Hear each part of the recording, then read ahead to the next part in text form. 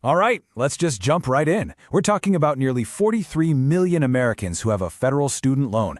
I mean, that number is huge on its own, right? But the really scary number is the one hiding just beneath the surface.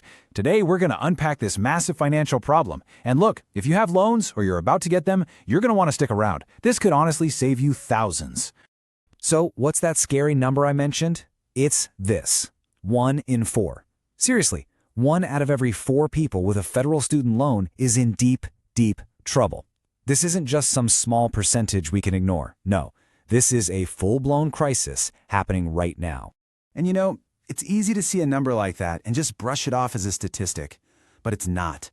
This is about millions and millions of real people. People who are either in default or way behind on their payments.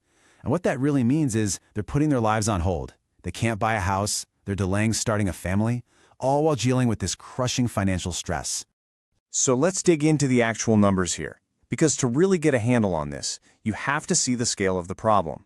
And trust me, the figures are pretty mind-blowing. Okay, check this out. Data from the U.S. Department of Education shows that a whopping 7.7 million borrowers are in what's called default. Then you've got another 3 million who are seriously delinquent, which means they're over 90 days late. You add those two groups up, and boom, that's where you get that shocking 1 in 4 statistic. And let's be super clear about what default actually means. We're not talking about missing 1 or 2 payments here. A loan goes into default after 270 days. That's 9 straight months with no payment. And once that happens, things get very, very serious.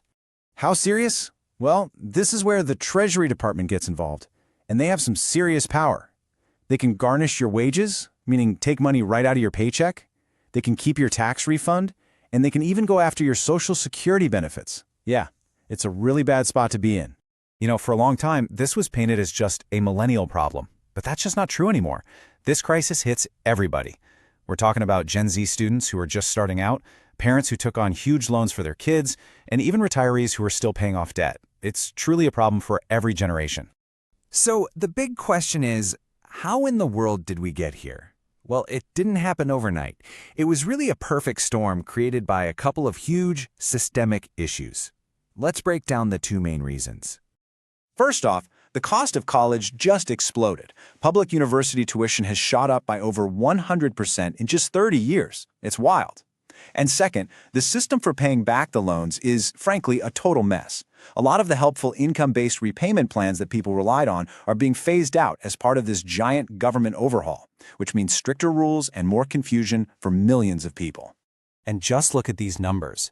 The average cost to go to an in-state public school is now $30,000 a year. A private university? Try more than $65,000. When you're facing costs like that, it's pretty easy to see why the total amount of student debt has jumped more than 340% since 2005. But, you know, we can talk about big numbers and systems all day. What really matters is the human cost. This isn't just about debt on a balance sheet. It's about the real-world impact on people's lives. A recent study found that 41% of people with student loans lose sleep or feel anxious about their money at least once a week. Think about that. That's almost half of them, carrying this heavy, stressful weight around with them constantly. And it's doing more than just causing stress. It's literally putting life on pause. About a third of borrowers have had to delay buying a house. So many are waiting to get married or have kids.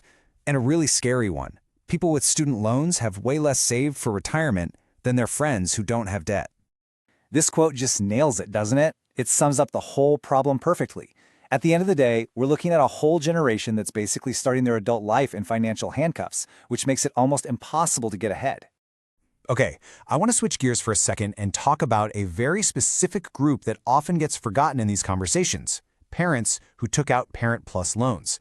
If your mom or dad took out federal loans to help you pay for school, this part is absolutely critical.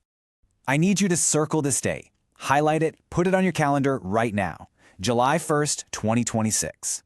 This is a non-negotiable, hard deadline. Because of the new government rules, parents with these plus loans must take action before this date if they want to get into the more affordable repayment plans. And here's why it's such a big deal. Just look at this example. A standard payment on a $100,000 Parent Plus loan could easily be over $700 a month.